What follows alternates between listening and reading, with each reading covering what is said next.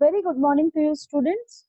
Once again, most welcome to our history class. Now, yesterday हमने last lecture में हमने क्या किया था? We had done कि what are India's internal challenges we had started with. So we first started with what? We started with the unrest in Punjab. यानी पंजाब में क्या क्या हुआ था. वी लर्नड अबाउट इट कि कैसे इन 1973 कैसे अकाली दल ने आनंदपुर साहिब रेजोल्यूशन पास किया था. फिर डिमांड्स किए थे उन्होंने कि Chandigarh should be a separate part of Punjab. Then no, Chandigarh should be made a part of Punjab and many other Punjabi speaking part states should be included in the state of Punjab. फिर हमने देखा था कैसे रिक्रूटमेंट ऑफ पीपल की भी मांग उन्होंने की थी, ज्यादा से ज्यादा जो इंडियन आर्मी में तो रिक्रूटमेंट ऑफ पीपल उन्होंने रखी है कि होनी चाहिए, वहां पे उनकी भर्ती ज्यादा से ज्यादा होनी चाहिए. Then also more autonomy means more power to do things, अपने जगह पे ज्यादा पावर देनी है उनको अपने हिसाब से स्टेट को चलाने के लिए. तो ये मांग भी उन्होंने रखी थी. एंड देन जब 1977 में अकाली दल जब पावर में आई तो उन्होंने कैसे लार्जर शेयर, उन्होंने जो रिवर वाटर्स की शेयरिंग है जो पंजाब की थी, जो 5 रिवर्स का एक लैंड माना जाता है, जिसका नाम इसलिए अमृतसर में भी अमृत यानी होली वाटर तो है, तो होली जो लैंड ऑफ होली वाटर जो है वो उन्होंने एक होली सिटी स्टेटस के लिए उन्होंने मांग रखी. देन और भी बहुत सारे पुराने भी उनके डिमांड्स थी, उन चीजों के लिए भी उन्होंने बात की. देन इन 1980 हमने देखा कैसे इंडिपेंडेंट खालिस्तान मूवमेंट के लिए उन्होंने कैसे एक एक चीजें शुरुआत की. Then how golden Golden Temple की जो प्रोटेस्ट हुई थी, जो ये ऑपरेशन ब्लू स्टार तभी हुआ था, जो एक जो ये जो है जयरनाल बिंद्रा वाले थे, उनके जो उनके संत माने जाते थे, उनके धर्म गुरु माने जाते थे, उन्होंने कैसे लोगों को आतंकवादी चीजों के लिए भड़काया. और फिर उन्होंने जो पनाह ली थी आनंद साहिब में, वहाँ पे जो उन्होंने उनकी जो अकाल तख्त थे वहाँ पे उन्होंने जो एक पनाह ली थी और वहाँ से अपनी जो टेररिस्ट एक्टिविटीज चला रहे थे उसको उन्होंने कैसे रोक लगाने के लिए ऑपरेशन ब्लू स्टार किया. और फिर ऑपरेशन ब्लैक थंडर भी हो गया उसके बाद. So this all we learn which happened in Operation Blue Star happened in 1984 3rd of June and Operation Black Thunder became in 1986. So these all things we learned in Punjab में जो कुछ unrest का मतलब है जो कोई problems हो रही थी उन चीजों को.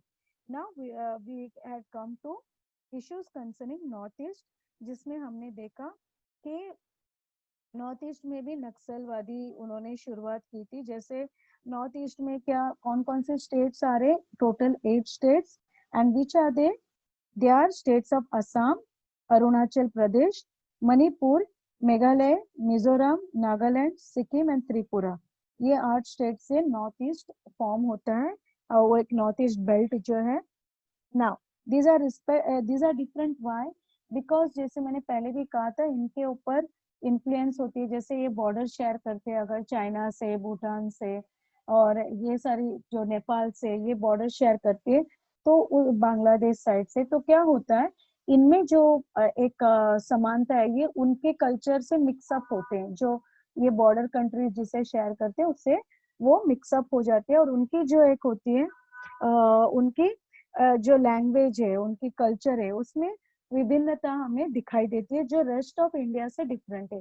तो इसलिए जो हमारे तभी प्राइम मिनिस्टर थे Pandit Jawaharlal Nehru, first prime minister, उन्होंने क्या किया, ये जो छोटे छोटे ट्राइब्स थे, जो छोटे छोटे वहाँ के कस्बों में रहते थे या छोटी छोटी पैचेस में रहते थे, उन सबको मेन स्ट्रीम इंडिया के अंदर उन्होंने ऐड करने की कोशिश की through the movement in 1954, through the movement what, north east frontier agency, NEFA.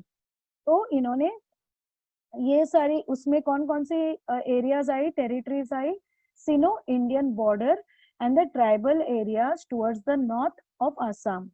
Okay, so this people, तो इन लोगों को ये जो ट्राइबल रीजन थी छोटी छोटी इनको मेन स्ट्रीम इंडिया में लाके उनके अंदर डेवलपमेंट करनी थी और उनको कैसे प्रॉपरली एक जैसे हमारी प्रॉपर रूल्स एंड रेगुलेशंस के हिसाब से लाना, ये पंडित जवाहरलाल नेहरू ने तभी किया था।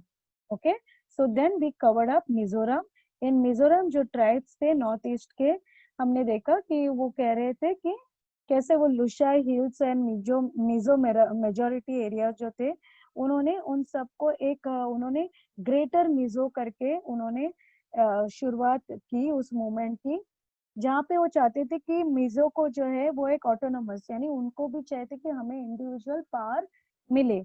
तो इस चीज के लिए उन्होंने मांग रखी in 1954, and in 1959 the territory of Mizoram experienced severe drought।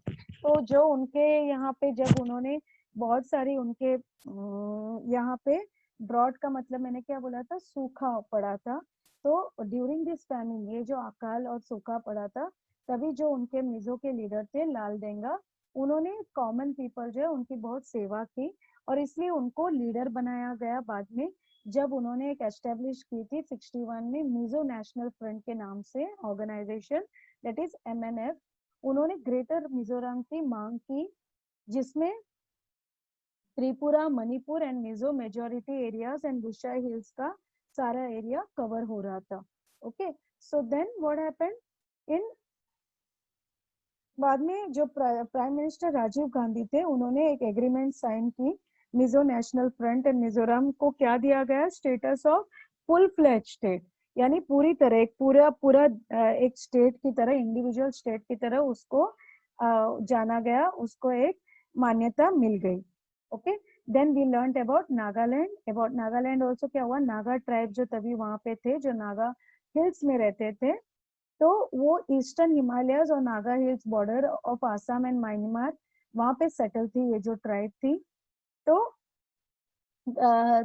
1946 में क्या हुआ, जो ये एजुकेटेड नागा के जो यूथ थे, जो नई पीढ़ी थी, उन्होंने क्या किया, उन्होंने एक ऑर्गेनाइजेशन सेटअप की, Naga National Council, that is NNC। Later उन्होंने भी एक इंडिपेंडेंट स्टेट ऑफ नागालैंड की मांग रखी और बाद में जो अनगामी जापो फिजो जो थे, उनके लीडरशिप के अंडर उन्होंने 1954 में नागा नेशनल काउंसिल अनाउंस की एंड बाद में उन्होंने एक इंडिपेंडेंट फेडरेशन ऑफ नागालैंड शुरुआत की इसकी। बट क्या होने लगा, ये जो नागा ट्राइब्स के अंदर और Assam soldiers of Assam rifles के जो थे, उनके बीच में स्कर्मिशेस, स्कर्मिशेस का मतलब क्या होता है, यानी लड़ाई झगड़े, छोटे छोटे मनमुटाव, तो ये होने लगे, तो उस वजह से मिलिट्री एक्शन लेनी पड़ी उनको दबाने के लिए। एंड देन बहुत सारी ऐसी बातचीत से, सेवरल राउंड ऑफ डिस्कशन से क्या हुआ, नागालैंड को finally was made into a full fledge state of on 1st December 1963 by putting together the Naga majority territory and part of Fusion. Okay, so now today we will learn about further about Assam and Arunachal Pradesh also.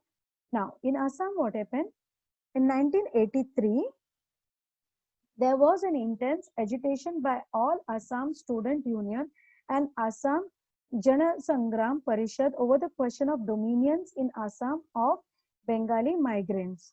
In 1985, Prime Minister Rajiv Gandhi, Central Home Minister Shankar Rao Chavan, and Assam leader Prafulla Kumar Mahanto signed an accord.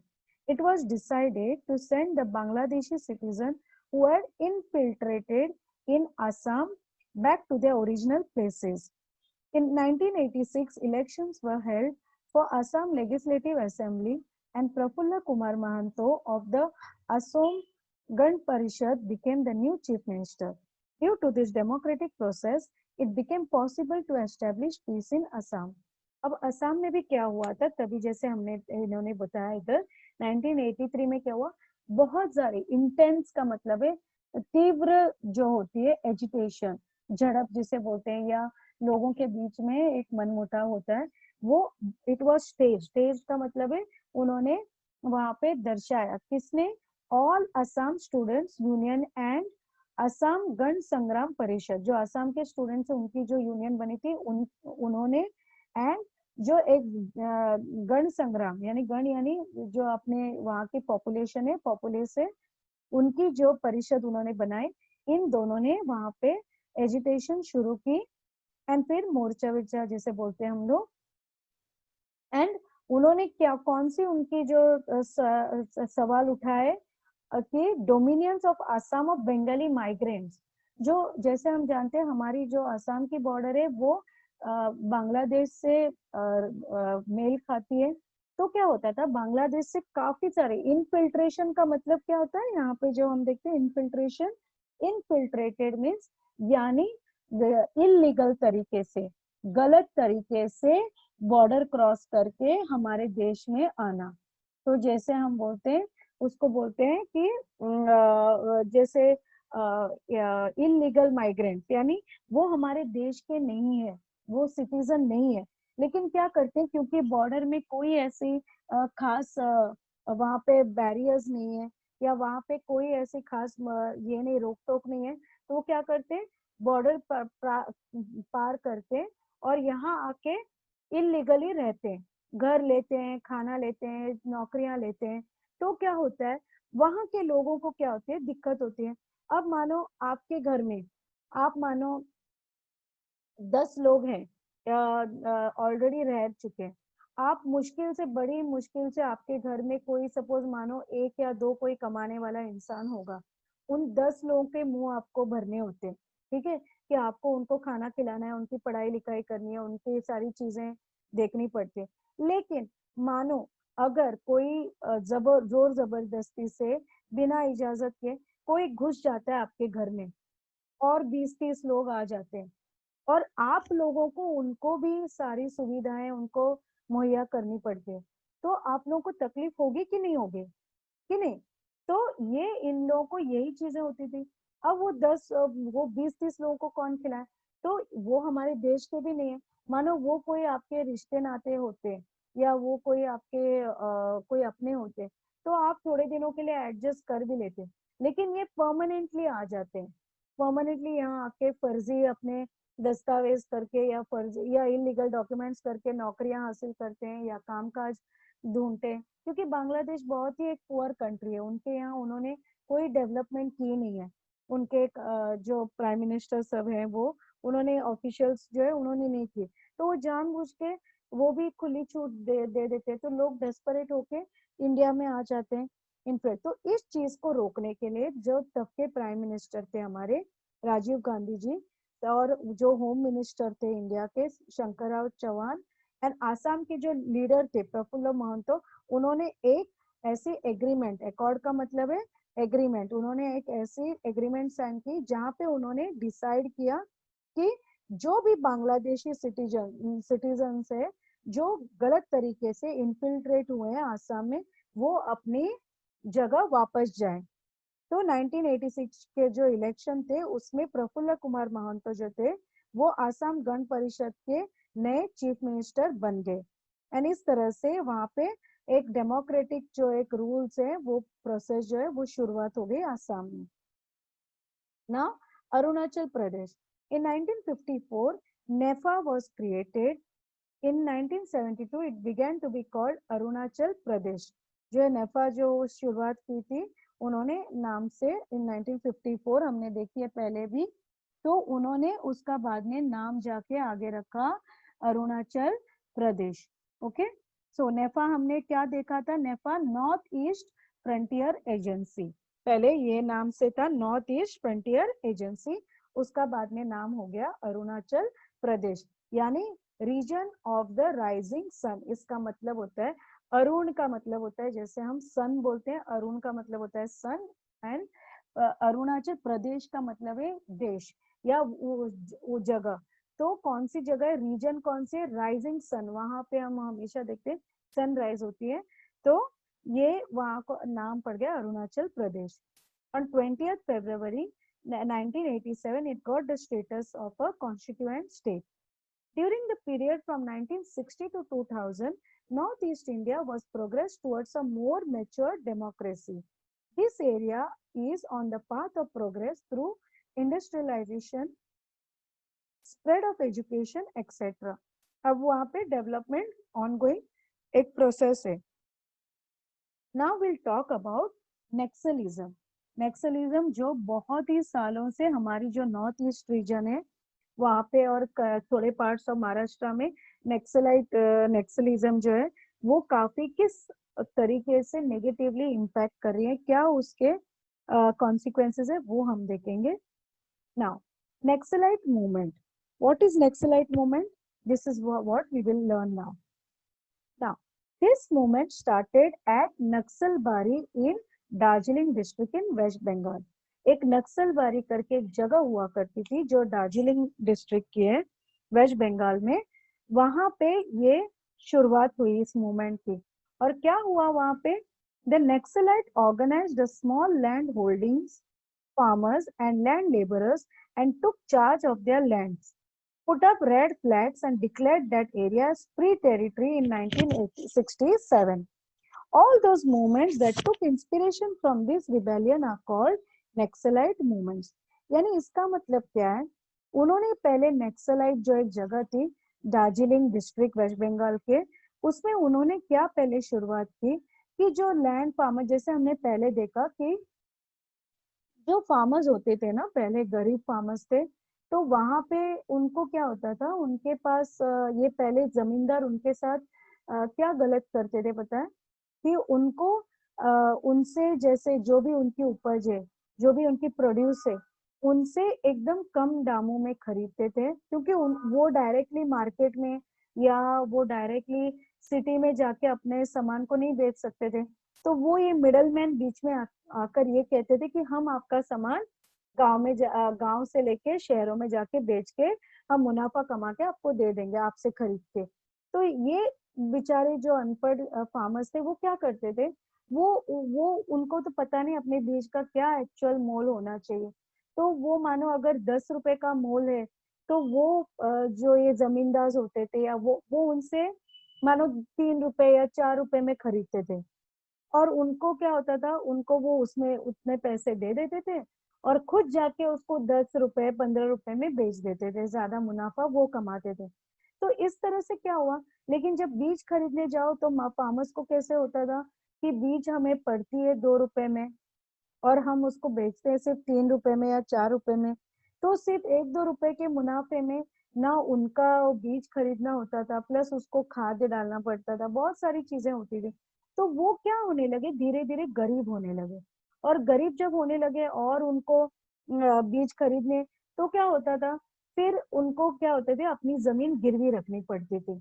एक बार गिरवी रखी, फिर वो जमीन उनको कभी नहीं मिलती थी, और वो उसी जमीन पे जहाँ पे वो उनकी जमीन थी, वो जाके वहीं पे मुलाजिम की तरह काम करते थे पीढ़ी दर पीढ़ी। तो इस तरह से उनका शोषण होता था। फिर उनके जो बच्चे हैं, उनके आगे बीवी बच्चे हैं, उनको भी वहीं पे काम पे लगा देते थे, मजूरी दिहाड़ी पे। तो इस तरह से इनके खिलाफ क्या होने लगा, धीरे धीरे जो पीढ़ी थी उनके अंदर ये समझ आ गई कि ये हमारे साथ शोषण करते हैं, तो हमने इनके खिलाफ बगावत करनी है, और हमने हमारी जो है लैंड है उस पे हमने हमारा कब्जा बनाए रखना है। और उन्होंने इस वजह से क्या किया, उन्होंने लाल झंडे रखे और उन्होंने डिक्लेयर किया कि ये टेरिटरी फ्री है। ये 1967 में हुआ। एंड उसके बाद क्या हुआ, ऐसे धीरे धीरे इनसे प्रेरित होके, इंस्पिरेशन यानी प्रेरित होना, इनसे प्रेरित होके दूसरे सब जगहों पे भी मूवमेंट शुरू हो गई। और इस रिबेलियन को, इस जो जिसे बोलते हैं बगावत, रिबेलियन का मतलब होता है बगावत, इस बगावत को क्या नाम दिया गया, नेक्सलाइट मूवमेंट। यानी वो नेक्सल से निकला हुआ मूवमेंट है, नेक्सलाइट मूवमेंट, जो जगह है Naxal. Okay, so the movement had the objectives of establishing action committees to raise a voice against the exploitation of farmers by landlords and confiscate the land of landlords and distribute it among the tenants. तो इन्होंने क्या सोचा, इन्होंने सोचा हम देश के जो कायदे कानून को अपने हाथ में ले लेंगे, और हम जो इन्होंने हमसे जमीन छीनी है, हम जबरदस्ती उनको फिर से लूटपाट करके मार भगा के, हमने कॉन्फिस्केट का मतलब है जब्त करना, कॉन्फिस्केट का मतलब क्या होता है, जब्त करना। तो हम अपने कब्जा करना, तो हम उसको फिर से दोबारा हमारी जमीनों पे कब्जा करेंगे और जो भी वो जमींदारों से लैंड है उनको हम जबरदस्ती हत्या कर हम उसको आपस में बांट लेंगे, सब फार्मर्स के बीच में तो डिस्ट्रीब्यूट करेंगे। But later the movement strayed away from its objective. अब ये जो न्याय देने का जो एक ऑब्जेक्टिव था कि हमारे साथ जो अन्याय हुआ उसको हम अपने आप से न्याय देंगे, ये कहीं ना कहीं जाके उस चीज को एक अलग रूप मिल गया। अब उनको पावर मिल गई, उनको अभी समझ में आ गया कि यार हम तो ऐसे ना कि सिर्फ हमारी जमीन, हम तो किसी की भी जमीन हथिया सकते हैं। लालच भी आ गया और उनको लगा हम अपने बंदूक के जोर पे, बॉम्ब के जोर पे या हम अपने ऐसे हम तो किसी का भी लूटपाट कर सकते हैं। फिर वो धीरे धीरे जाके चोरी चकारी में बदल गया। लूटपाट, टेररिज्म एक्टिविटीज, बंदूकें चलाना, किसी को भी मारना, किसी को भी किडनैप करना, किसी के साथ भी गलत करना, इन सब चीजों को शुरुआत हुई।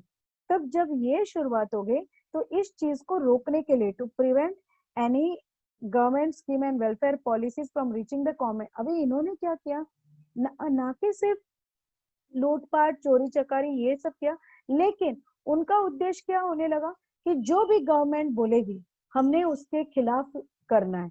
अगर कोई स्कीम या वेलफेयर पॉलिसीज गवर्नमेंट निकालेगी हमने उसका बहिष्कार करना है। हमने हमारा अलग से एक रूल एंड रेगुलेशन, गुंडागर्दी जिसे बोलते हैं, वो करना है। तो the Naxalites started a parallel system by rejecting the democratic system. This made Naxalism a serious challenge to India's internal security. अब मानो हर कोई देश का कानून तोड़े और देश के कानून के नहीं उसकी इज्जत करे तो क्या गुंडाराज ही चलना है? हर एक एक दूसरे को मार के लूटपाट करके फिर कोई लॉ एंड ऑर्डर वाली चीज ही नहीं रहेगी। तो नेचुरली हमारा देश जो है वो खत्म हो जाएगा और हमारा देश जो है वो पूरी तरह नष्ट हो जाएगा। तो ये हमारी थ्रेट होने लगी इंडिया की नेचुरल सिक्योरिटी को। Now the movement was mainly located in waste Bengal. Later the movement spread to East Godavari in Andhra Pradesh and parts of Visakhapatnam, Karimnagar in Telangana, Adilabad, Bastar, then Ranjanagaon and Sukma in Chhattisgarh, Gadchiroli, Bhandara and parts of Chandrapur in Maharashtra.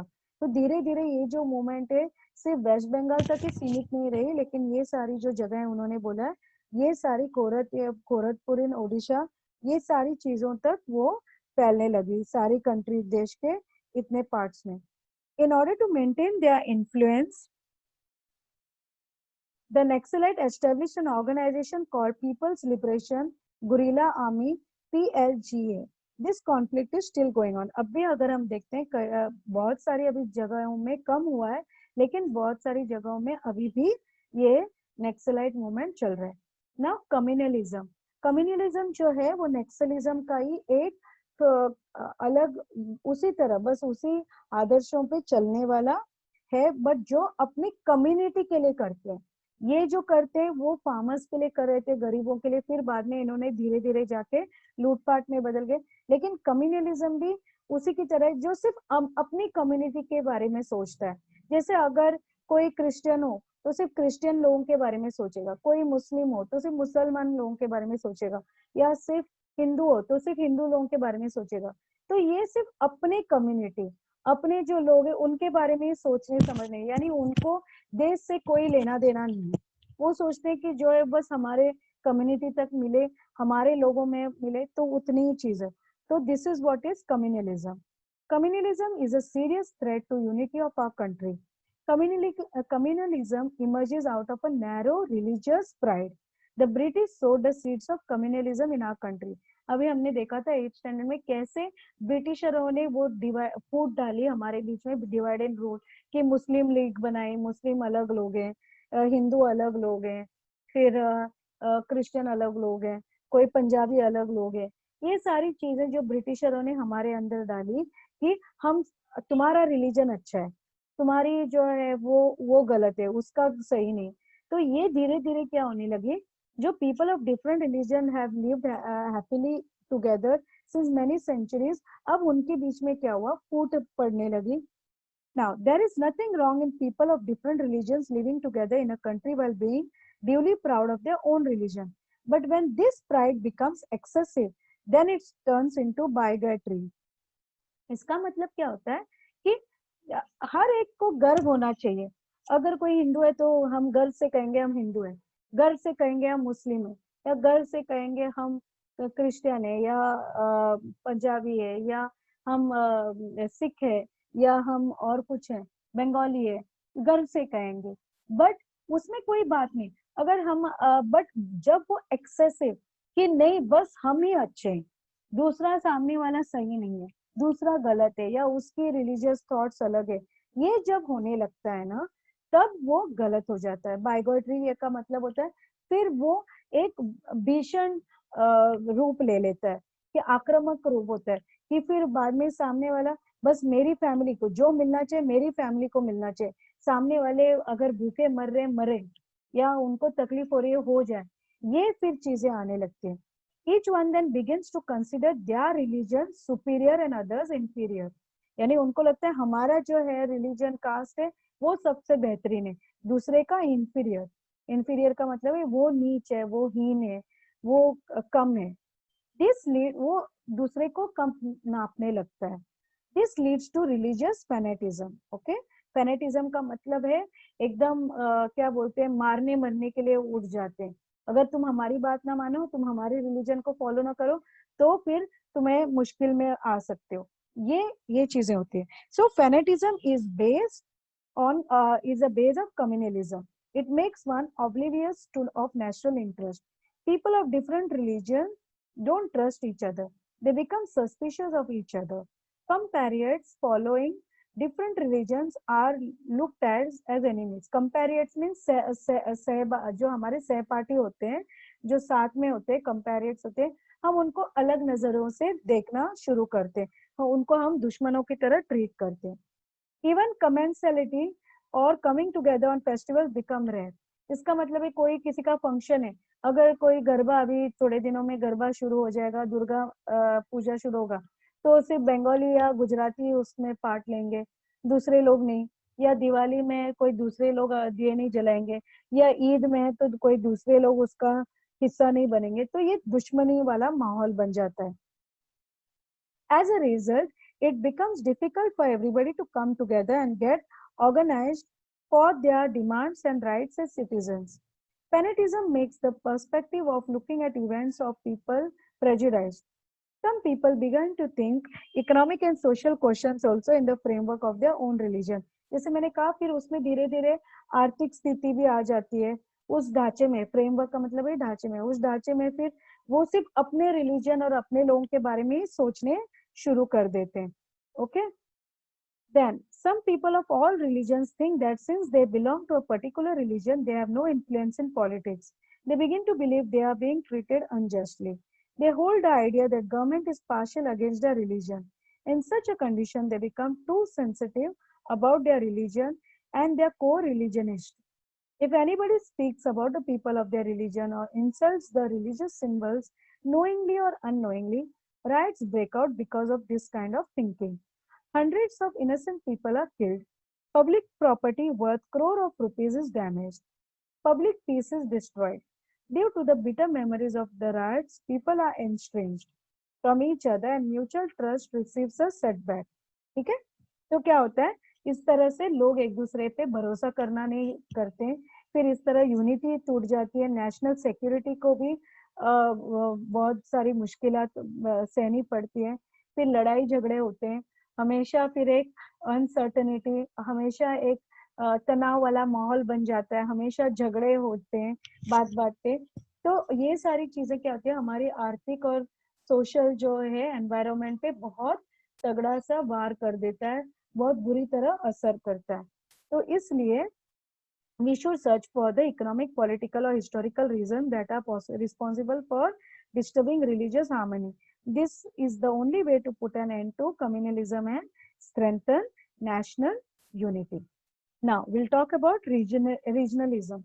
ये भी उसी का है, जैसे हम कम्युनलिज्म बोलते हैं, कम्युनिटी के बारे में सोचते हैं, रीजनल जो अपने क्षेत्र के लोगों के बारे में सोचता है। जो अगर कोई गोवा का है तो सिर्फ गोवा के रीजन के जो लोग रहते हैं तो वो गोवन के बारे में ही सोचेंगे, वो एक देश को एक पूरी तरह साबुत देश की तरह नहीं सोचेंगे।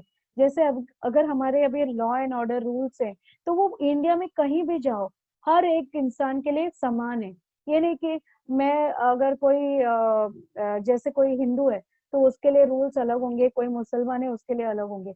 लेकिन रीजनलिज्म, कम्युनलिज्म, इसमें क्या होता है, कम्युनलिज्म अपनी कम्युनिटी के बारे में सोचता है, रीजनलिज्म जो है वो सिर्फ हमारे रीजन वाले, कि बंगाल का कोई है तो वो सिर्फ बंगाल के लोगों के बारे में अलग से सोचेगा, मराठी है तो सिर्फ मराठी लोगों के बारे में ही सोचेगा। तो इस वजह से क्या होता है, वो उसमें एक फूट सी पड़ जाती है। So will read this. Regionalism means having excessive pride about one's region. It is one thing to introduce oneself as a Bengali or a Marathi person.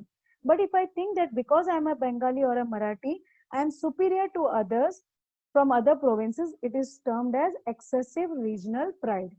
वही मैंने जैसे अभी कहा ना, अगर मैं सोचूं मैं अभी मुंबई से आई हूँ, मैं महाराष्ट्रियन हूँ, या कोई बोलेगा मैं बंगाली हूँ, बंगाल से आया, तो वो वो क्या कह रहे हैं, फिर वहां पे मुसीबत आती है। जब तक तुम सोचो कि ठीक है भाई मैं एक इंसान हूँ, या मैंने कुछ किया, या पढ़ाई लिखाई की, या कुछ हूँ, तो आप जब तक प्राउड हो, चलो मेरे बेटे ने या बेटी ने, किसी ने फर्स्ट आया है, सेकंड आया, तब तक तो ठीक है। लेकिन अगर आप सोचते हो नहीं नहीं, क्योंकि मैं बंगाली हूँ, क्योंकि मैं पंजाबी हूँ, क्योंकि मैं मराठी हूँ, क्योंकि मैं गुजराती हूँ, तो मुझे अलग से ट्रीट होनी चाहिए, हमारे कुछ अलग हैं, तब जाके फिर बाद में तकलीफें शुरू होती हैं। The love for one's province turn morbid, morbid का मतलब है एकदम ही आक्रामक या बहुत ही तीव्र बन जाता है। Due to this kind of excessive regional pride, it is natural to feel love for one's province, but it should not become abnormal. Regionalism thrives on regional imbalance in development. In the post-independence period, some states achieved more progress while some states remained backward. For example, states like Maharashtra, Gujarat, Punjab, Tamil Nadu developed economically and industrially, whereas states like Odisha, Bihar, Assam remained underdeveloped economically and industrially. Economic development and reforms are the foundation of progress. As a result, the states that develop economically can also achieve progress in other areas like education, health and cultural. अब अगर हम देखते हैं कि जहाँ पे अगर regional pride देखते हैं ज्यादा हो, तो क्या होता है, कभी कभी सिर्फ वही क्षेत्र को डेवलप करने की कोशिश होती है, और बाकी जो पिछाड़ी रहते हैं, जो नहीं कभी उनके, तो वो पिछाड़ी रह जाते हैं। तो वहां पे जैसे एजुकेशन, हेल्थ और कल्चर डेवलप नहीं होता है। बट जहाँ पे अगर हम देखते हैं आज मुंबई जैसे, तमिलनाडु, केरला जैसे, ऐसे कई सारी स्टेट्स है जहाँ पे अगर हम देखते हैं एजुकेशन, हेल्थ और कल्चर में काफी डेवलपमेंट हुई। क्यों? क्योंकि उन लोगों को हमारे रीजन को हमें प्राइड लगता है तो वो डेवलप किए, बाकी किसी ने किसी के बारे में पूछा नहीं तो वो अंडर डेवलप्ड ही रह जाती है। Okay, the states which have not developed in this manner remain backward in education and civic amenities. The opportunities of development available to people in developed states are not possible for people in backward states. They are harassed by problems of education, backwardness, unemployment, poverty, etc. They begin to think that they are being cheated. They are being kept away from the benefits of development, and because of this, the understanding between states is broken. This in turn has a negative impact on national security. The economic imbalance has endangered this understanding needs to be set right. Our government makes efforts in that direction. Now, यही चीजें कि government की जो हमेशा कोशिश होती है वो यही होती है कि इन सब चीजों के ना हो, यानी लोगों में, सारे स्टेट्स में, रीजन्स में समानता हो, सब में डेवलपमेंट हो। तो धीरे धीरे गवर्नमेंट उस तरह से काम कर रही है। Okay, regionalism can affect developed as well as underdeveloped states. The people of developed states begin to believe that they are superior due to their superior history and culture, and hence they have developed that much. Then they begin to look down upon the people of underdeveloped regions. They are not willing to share the benefits of development with the backward states. On the other hand, the people from backward areas need to arouse their regional identity to organize themselves. For this, they try to unnecessarily glorify local traditions and culture to prove their uniqueness. This leads to regionalism. It endangers national unity. The evil of regionalism can be tackled by reducing imbalance in development. We have studied a few challenges that India is facing. Apart from this, there are several problems like overpopulation, cleanliness, agriculture, and the problems of farmers, poverty, housing, and food. We are trying to overcome these and move forward. We are progressing steadily. In the next chapter, we shall learn about the progress in economic field.